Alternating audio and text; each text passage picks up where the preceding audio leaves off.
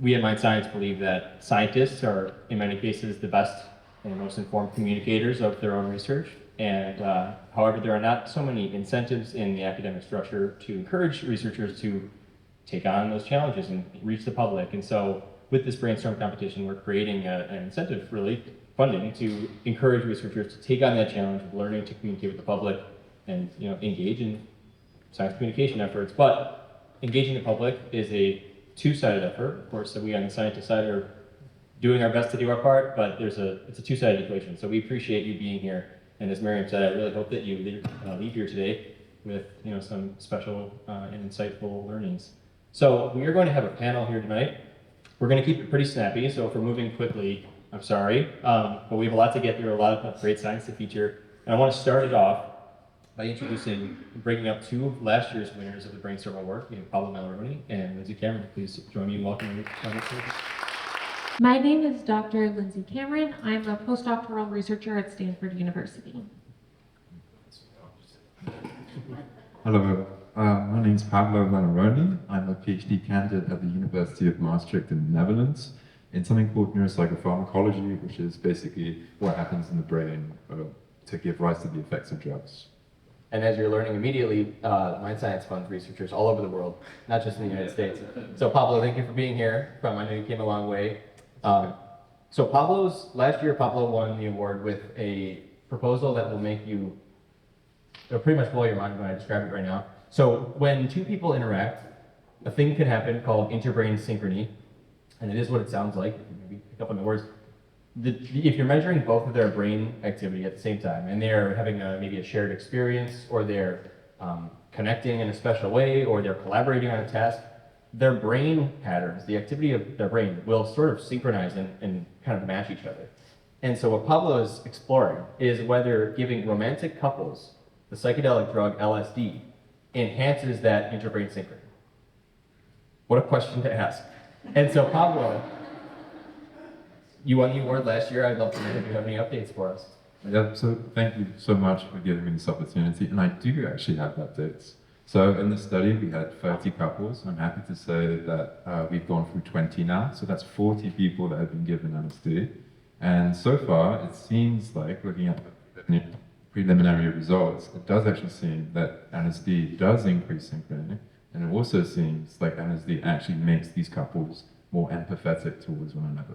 So that kind of says something about not just couples, but basically the basis of social connection, because these drugs work on a very specific receptor of the brain. So that means connectedness as such, the marker of connectedness, may be related to this. So it's exciting. We're not done yet, but. More to come. Very exciting. Lindsay, you're joining us from Stanford.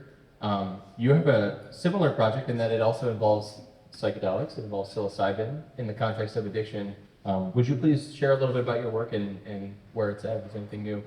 Of course. So my results are a little preliminary, but I can give you kind of a quick glimpse of it, which is, so I study addiction, and I like to think of mental health as what makes you you. And addiction is a disorder that can kind of put reward in the wrong places. So whereas your family and your job should probably be something that has a lot of value and a drug shouldn't, right? Something like addiction can reverse those things. So all of a sudden the drug has a lot of value and your job and your family kind of take that hit. So I think of addiction as an inversion of what should be rewarded. And so I study addiction to fentanyl, which you guys may have heard of before. The opioid crisis is real and it's very big. And I am looking at using psilocybin, which is the active ingredient in something like magic mushrooms, which you may have heard of, as a way to counteract drug-seeking behavior or trying to stop them. So what I have found is that basically if you give, so I work in mice predominantly, and one reason, well, there's two reasons for it. One is that you don't get a placebo effect that you might in humans. A human can take it and expect that they'll feel better afterwards, right? Mice don't feel that. And the second reason is that I can look at the brains using more specific tools than I can in humans. So I can actually look at how the brain structure changes after you take these drugs. So my preliminary data shows that psilocybin accelerates you not seeking the drug anymore, and it looks like it might do that via mitigation of withdrawal symptoms. And now I'm looking at all the different circuits that are underlying how this happens in the brain. Very exciting. Well, it's always great to hear, previous Mind Science BrainStorm winners come back and say, what we thought was going to happen is happening. So it's awesome. So please, join me in a round of applause for them.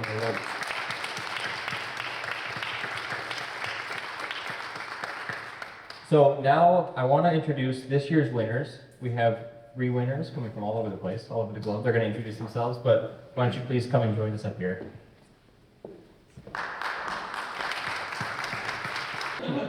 My name is Dr. Pilleriin Sikka, and I'm a postdoctoral researcher at Stanford University.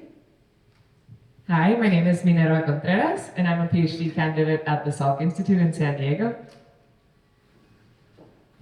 Hi, I'm Dr. Pierre Champetier. I'm a postdoctoral researcher at the Pilleriin Institute and at the Sorbonne University in France. Well, thank you all for being here, coming from many different places.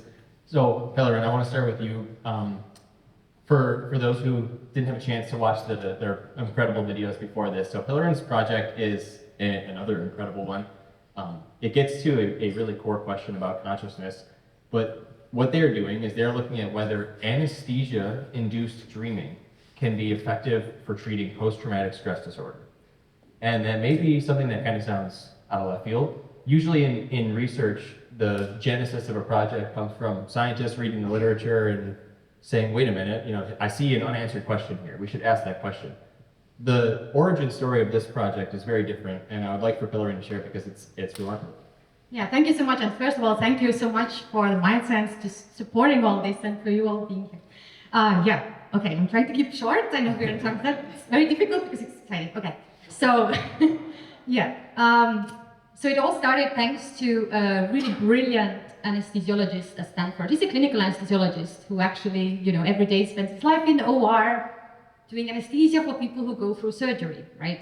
And what he started finding is that, okay, so usually, you go under, you're knocked unconscious, and then you wake up and that's it. And he noticed that when he started giving some space to people, surgery is done, but before waking everybody up, this kind of time where you're still under anesthesia, but reducing the dosage and giving this kind of more arousal to the brain, people kind of were perkier, feeling better, but also they were dreaming. And okay, interesting, one thing, because you have conscious experiences while supposedly being unconscious, but not only these dreams are pleasant, they seem to be transformative. So we have now 3 case studies in surgical patients. So Harrison then turned to Dr. Boris Heifetz, who is the head of the lab where I'm currently at, and say, let's study this. Let's try to figure out whether this has any beneficial effects. So we have now followed surgical patients and come across 3 cases, patients who had PTSD. So they came to surgery just for unrelated reasons, like breast cancer or some other thing. But we figured out that, okay, they had actually PTSD from different things in life. For example, one patient called Mare, she had lost her son to suicide, right? And she had PTSD, depression, anxiety because of that. And well, she came to the surgery because of breast cancer treatment. But Dr. Harrison showed the same thing, after surgery is done, kept her in this particular state, which is the pre-emergent state, and then woke her up. And yes, she was experiencing dreams. And the dreams were amazing to say.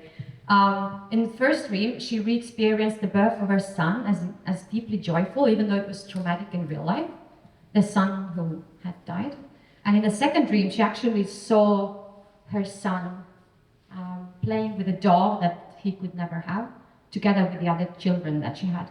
And I think for her, this was really transformative, right? She said this dream experience actually saved her life. And after that surgery, or let's say this experience, she actually had no longer PTSD, nightmares about her son, anxiety or depression, and this actually has lasted now more than 1.5 years. I wouldn't believe it if I wouldn't talk to her. It's like, yeah, okay, this is interesting. 3 cases we have right now, like in clinical settings, but what we're trying to do now is try to understand, is this really happening? So what we're doing is testing this in non-surgical context, just testing the effect of anesthesia, trying to induce dreams, and then testing whether it can reduce symptoms of PTSD. So that's what we're trying to do, and that's the story. Incredible. I can't wait to hear your results. Minnie, I want to ask the group really quick. Raise your hand if you know what a neuron is. A neuron. Okay, it's a brain cell. Now keep your hand up if you know what an astrocyte is. Okay, pretty good. Fewer hands, but pretty good. Minnie, your project is looking at astrocytes in the brain and specifically how they contribute to synaptic plasticity, so changing of synapses. Please, for those who put their hand down, could you tell us a little bit about astrocytes, what they do, and why you may have thought that they'd be involved in plasticity? First of all, I'm very happy that some of you know what an astrocyte is. Take that very personal. So put your name down the list and I'll email you. Just kidding. So astrocytes are a different type of cell in the brain, and they're actually considered a type of glial cell. They make up about 1/3 of our brain, which is a lot. And they are known as glial cells because for many years, they were thought to be glue. So just kind of like this structural scaffold for neurons to form connections and interact with one another. And now we know that without astrocytes, neurons cannot actually form connections properly. So without astrocytes, your brain is not able to allow you to do everything you do, experience the outside world.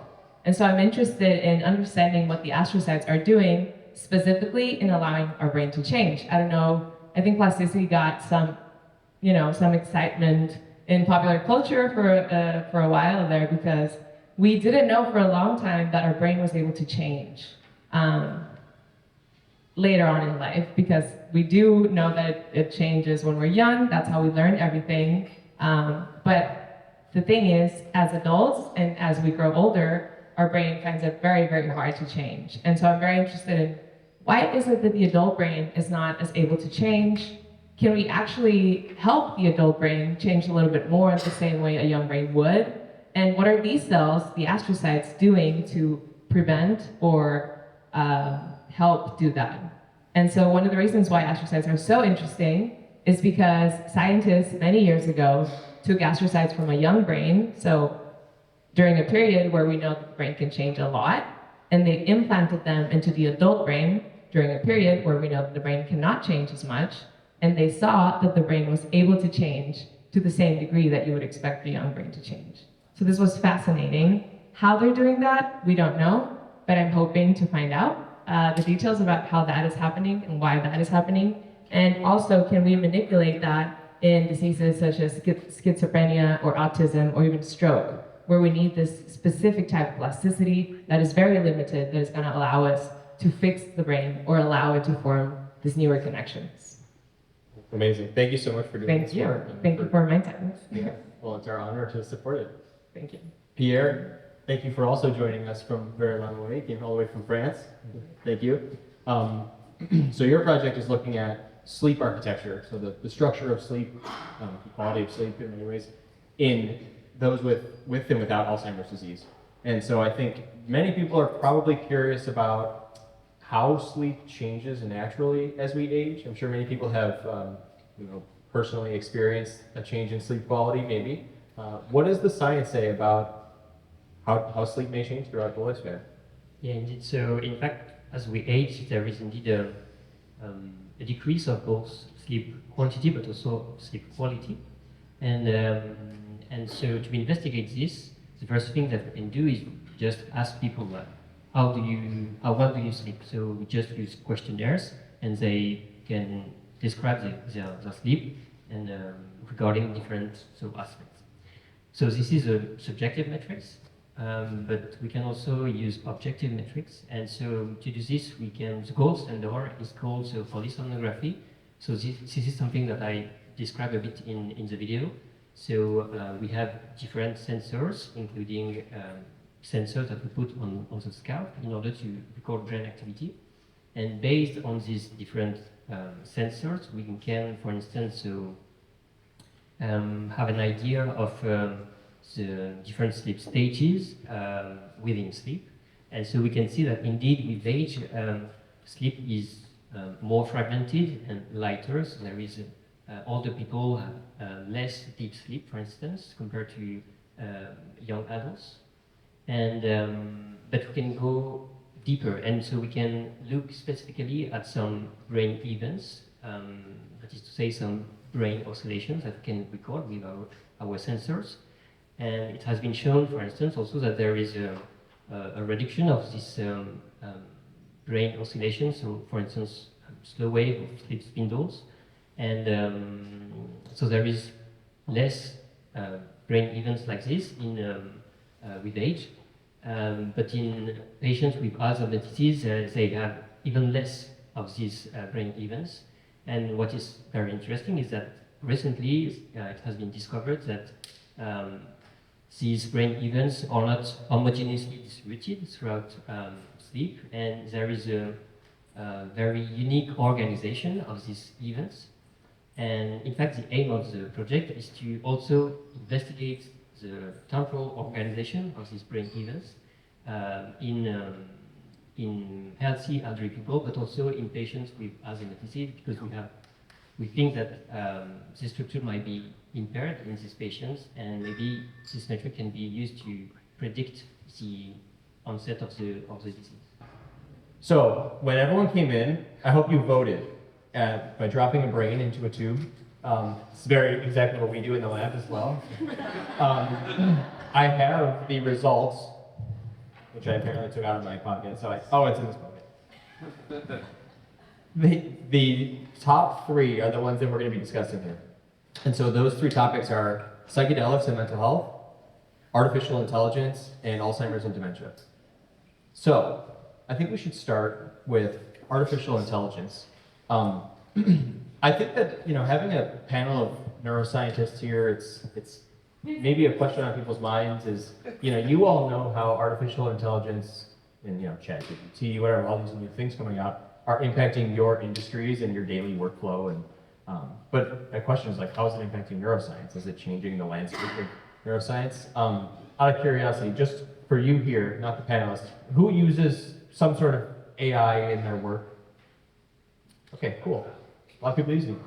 What about you all? Do you use AI? All right.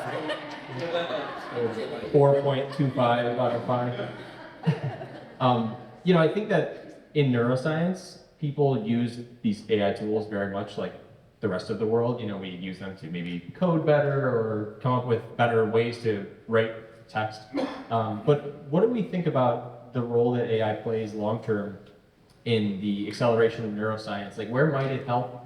Where might not it help? Do we see it rapidly accelerating the pace of discovery, or is it just kind of going to be something that helps out? Probably very much discipline dependent, right? So there's all these new models I think you guys have like ChatGPT and stuff like this. So they're actually very stupid models. They're not they're great, but they only rely on sort of language. But in that case, in certain aspects of neuroscience, it's very important. So when we talk about consciousness, there is some people that say that language is consciousness. And so in that sense, understanding the outputs or the weights that these algorithms use is sometimes kind of useful to understanding how experience can be generated from this. So at least in my line of work, we've been trying to get AI high. So just playing with the weights, trying to see. And it's sort of funny because it does seem to give similar verbal reports to what a person would. So given these things are called something can be called neural networks, you can just let your mind kind of wander as to. ChatGPT, if you ask it scientific questions, is unreliable. We call those hallucinations. That's actually the term when it'll make up a reference. It'll say, yes, you ask me a question about science. It'll say, yes, here's a reference. Can we have a link? I'm sorry, I can't find the link because it just made up a study. But I'm curious about the hallucinations you're trying to induce and how those compare. So, I mean, it's not just ChatGPT, right? There are others. There are more sort of visual algorithms. So these neural networks, you know, that create images. If you start playing with the weights, so some of these are kind of designed to follow, let's say, how the part of the brain that's important for visual processing, like how that's organized. If you start messing with the steps, you start sort of recreating similar hallucinations to what people see and report. So all these ideas of weird, distorted, like art that you see from AI, actually it's pretty similar to what people see. So it kind of gives us an understanding of how the brain is sort of processing this information, not only at the visual level, but also potentially at the language level. So this is, at least for me, what's exciting about these language models. But they're very stupid. Like, they're not, you know, they're not going to become sentient anytime soon. Yeah, interesting. I actually thought of turning this around a bit, actually. So we think that how AI will help understand the brain, but what is interesting, especially if we think who won the Nobel Prize just this year, right? It's actually the other way around, right? It's like the nervous system and the neurons, how neurons work, the neural networks inspired AI, right? Which is kind of interesting. And now we try to understand the neurons and the neural networks from AI, which is kind of, I think, just interesting. But the other thing related to hallucinations is especially when you mentioned also, like we talk about experience, and like this, we're here, like I assume many people are interested probably in consciousness, is like, okay, so it comes down to the question of like, what do we mean by hallucination? Or is it like that they actually have experiences, and this AI, does it have experiences? Or does it behave as it has experiences? It's a big fundamental difference, right? Because I think, and that helps us also understand consciousness, because if we can model some system that can like mimic all the functions, cognitive functions, we have memory, excellent, better than we have decision making, or much better because we are super irrational beings, right? All these other cognitive functions, it can definitely do that. Super much better than probably we can. The question is, what about the experience? And then what, is it just like a fun thing that we have as humans? Can machines have it? And is it somehow functional itself? That's an interesting question. And I think at least it will help understand that better, like also the consciousness question in the future. But I think it's like kind of like a piggybacking on like AI, brain, like which helps which, but yeah. Can I jump in? Yep. So I find it very interesting to be among these neuroscientists because my work is very cellular and molecular, and so I focus on the physical changes in the brain. Like I look at the tissue, and I'm very much like visually oriented. And actually, my research can be summarized in 3 words as experience-dependent plasticity. And so what that means is I want to see changes that are evoked by the subject that I'm using actually having an experience and then visualizing physical changes in its brain. And so we were kind of talking about this during lunch, like what does it mean to have an experience, right? So what you were talking about. And I am not sold on the idea that AI can have an experience, because I think it's a tool that is made to learn from all the information that is out there, including the one that we give it when we ask it questions. But I am not fully convinced that it actually can have a perception, whether that is visual or auditory, but I think it is trained to be able to spit out an answer, which kind of like touches on what you were saying. It's one thing to ask these tools a question, and they're trained to give you an answer. And it doesn't always mean that the answer is correct.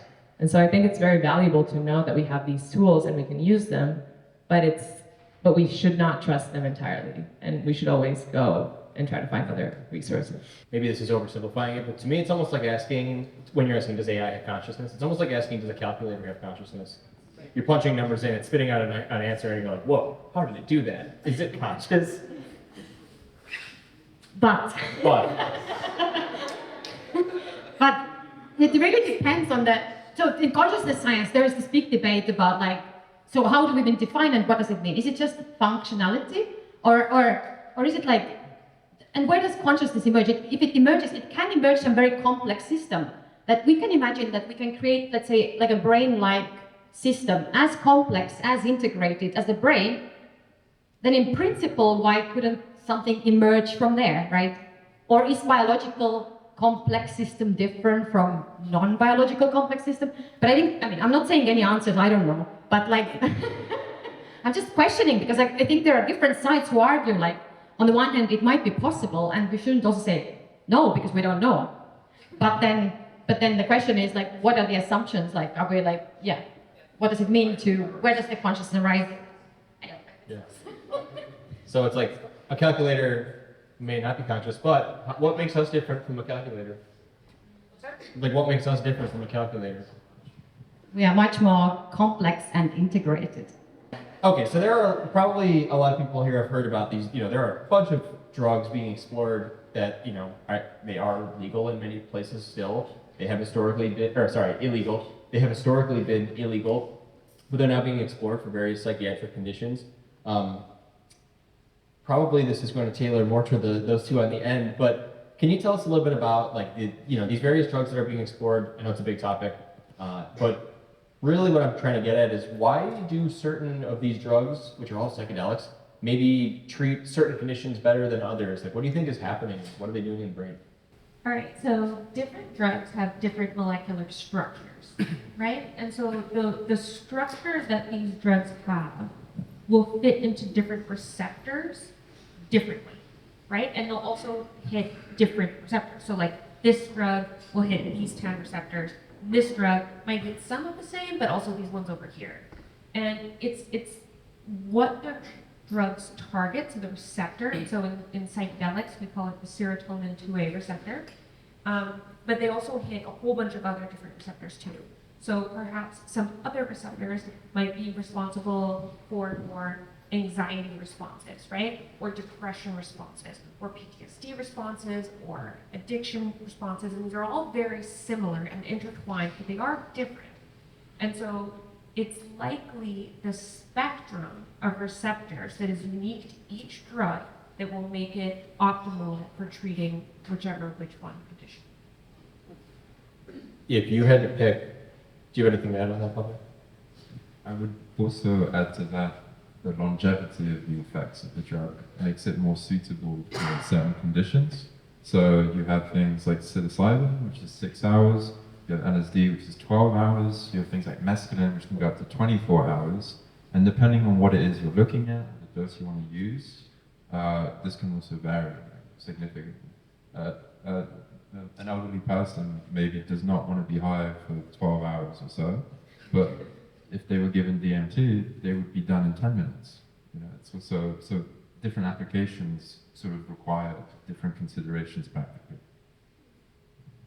And just to kind of like be more confusing, hopefully this is not confusing, but there are like commonality of receptors that they do, right? Like they all have at least the serotonin 2A receptor in common.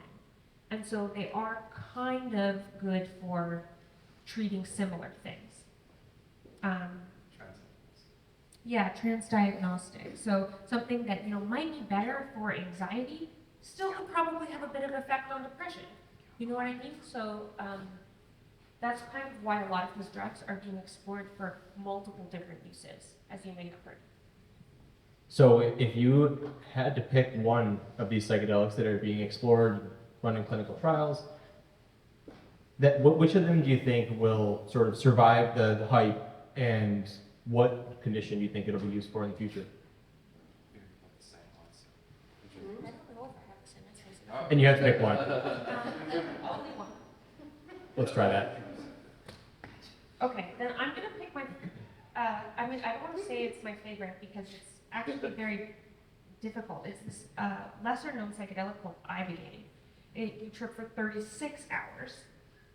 It is not a very pleasant experience, but it has had absolutely transformative effects for addiction, for alcohol, for amphetamines, for nicotine, for opioids, for amphetamines, for cocaine. It's had absolutely incredible effects. It does have cardiovascular side effects, which is why it's tricky to work with and hasn't been as well studied because the cardiac effects are quite bad. But in terms of transformative power, I strongly believe that ibogaine is one of the best contenders. And I mean, I'm going to selfishly throw in a side note here, which is during my PhD, what we did is we tried to make analogs of ibogaine that wouldn't have those hard effects. And those are kind of underway under clinical trials now. So there are ways in which ibogaine can be harnessed in creative ways that reduce the kind of side effects. So I think ibogaine is probably one of the most promising drugs there is. Can I ask you a question? Follow-up question? Does it induce plasticity? Well, yeah, they all kind of, that's what makes them special. So like that was like my first 4 years of my PhD was like basically describing how psychedelics induce plasticity.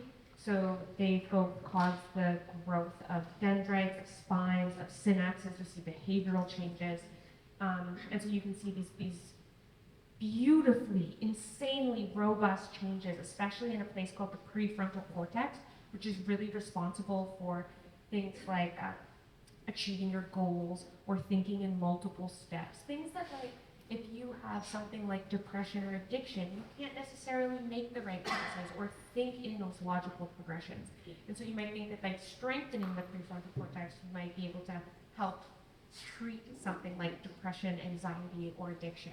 And so, so to come around, my first part of my PhD was literally seeing like, well, do they have this effect on the prefrontal cortex? Psychedelics do. And then I wanted to know, is the experience necessary to have a therapeutic effect? So I synthesized a non-hallucinogenic analog to see if you need a psychedelic experience in order to have a therapeutic effect. The answer is you don't. The non-hallucinogenic analogs can also induce plasticity. And ibogaine does induce plasticity in the prefrontal cortex. Beautiful. It's the astrocytes. Just kidding. And just to add, Lindsay, maybe being modest, I believe Lindsay created the first ever, correct? Non-psychedelic in the world.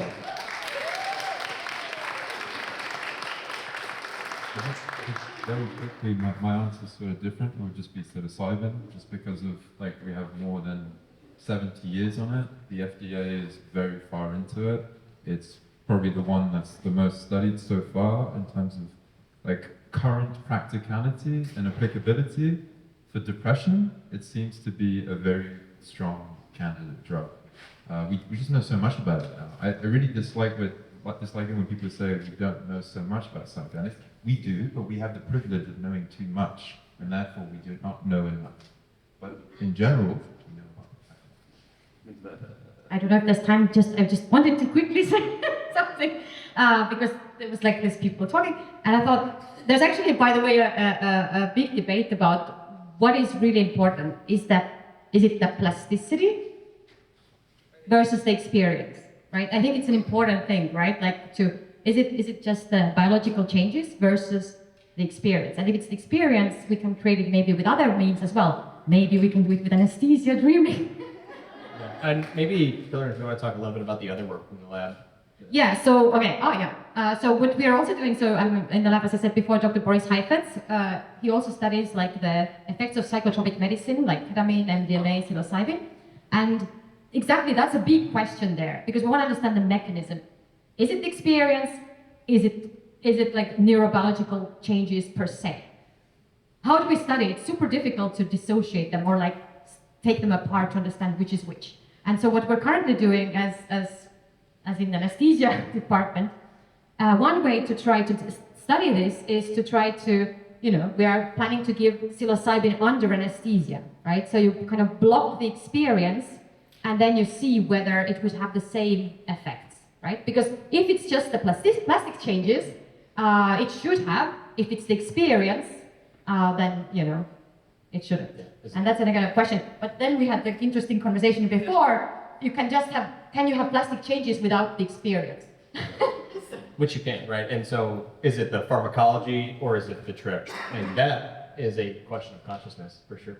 But that can be split into the hallucinogenic experience versus just the sensory experience, right?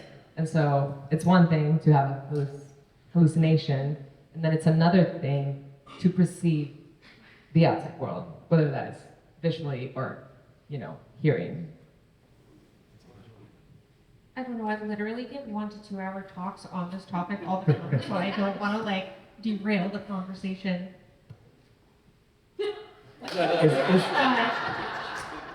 that a comma or a period there? But psychedelics antipsychotics and block the plasticity, you no longer get the therapeutic effects. So I've learned that the plasticity is necessary. So see, now I'm opening a can of worms. But this is literally like what my PhD is and our papers in revision. Well, and also bringing it back to Minnie's work on experience-dependent plasticity. Can you even have a psychedelic experience, regardless of the drug pharmacology and inducing plasticity? Can you experience a psychedelic trip without that causing plasticity in itself? So I think there's no way to separate them, but there is. Now it's getting real deep. Pablo, you have something? One sentence. This all works well in rodents, but in people, it's very, very difficult, if not impossible, not to block plasticity per se. So this will be a question that will require many years of minds. You know.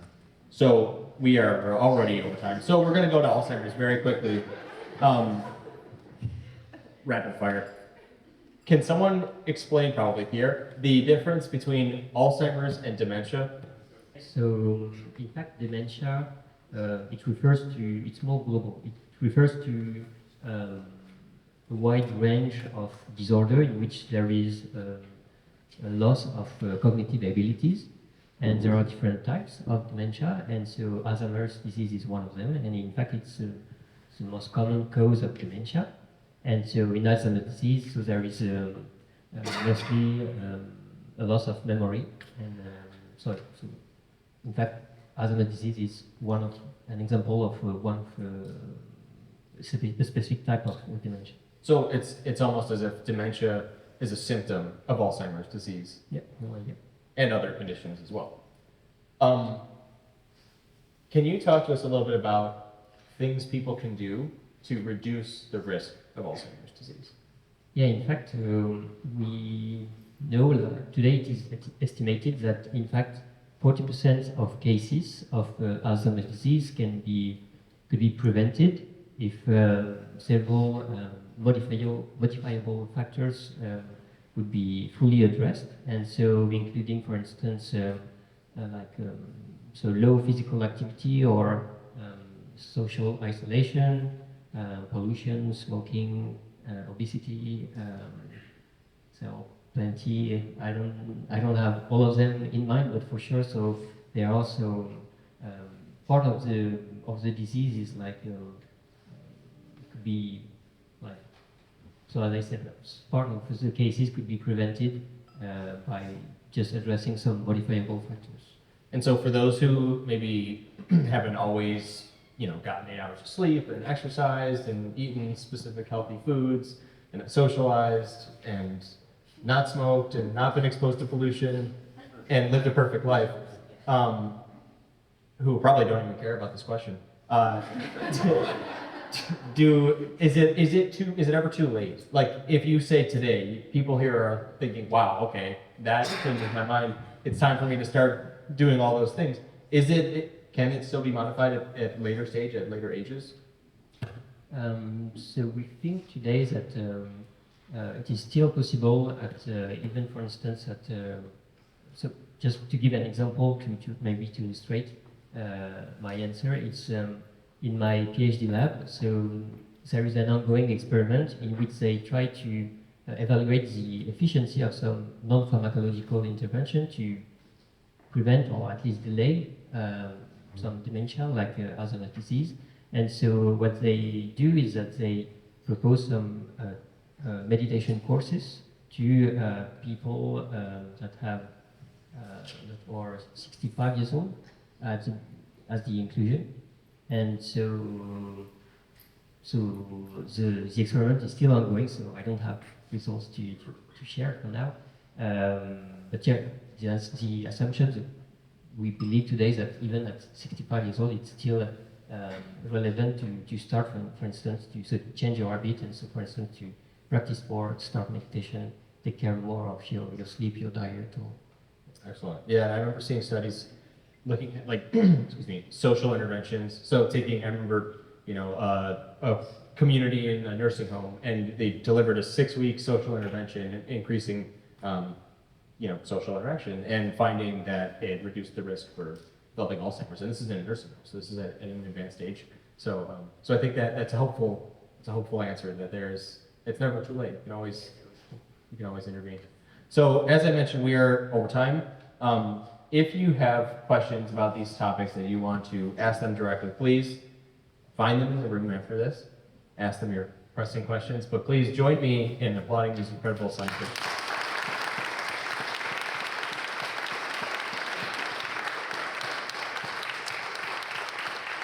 And now I'm going to turn it back over to Miriam for the presentation of the awards and the announcement of the People's Choice.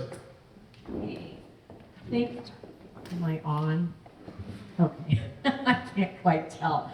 Thank you again. This was it was fun, and I learned something. And thank each of you for the work that you do in the lab and outside the lab. We're thankful for you. So I would like to invite Pilleriin, Minnie, and Pierre to join me up here. So each of these researchers has already won $30,000 in research funding. And I do believe we have the big checks. I think they're up here behind me. Yes. Right? And I'm going to ask Rick and Ben. So I want to take a look at these because one of them is a secret.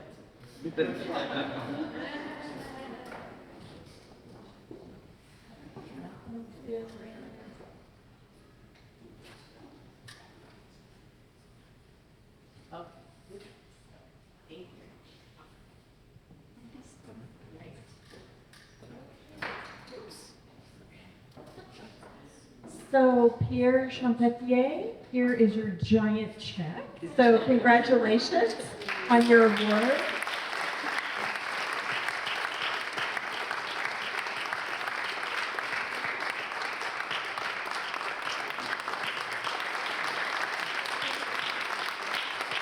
Lindsay Cameron, congratulations. Here is your award. Thank you. Thank you.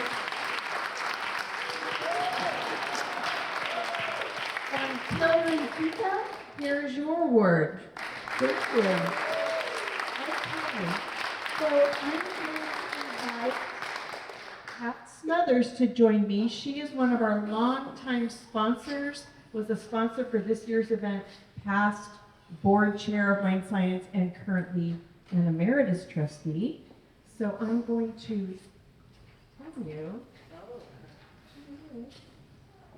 And if you would like to announce that, actually you could just read it off of this big check right here. Minerva is the winner.